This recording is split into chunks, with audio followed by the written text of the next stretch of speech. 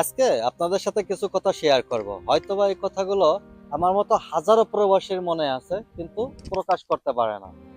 আমরা প্রবাসী, আমাদের মুখে কষ্টের ছাপ মানায় না। শত কষ্টের মাঝেও একটু মিথ্যে হাসির নামই প্রবাস জীবন।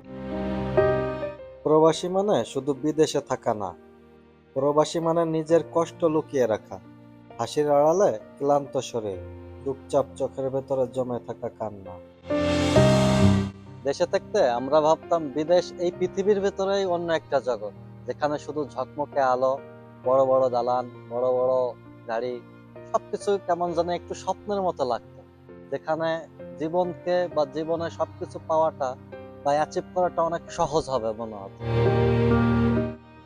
প্রবাসী কাঁদে না, কাঁদলে পাথরের মতো শক্ত হওয়া যায় না।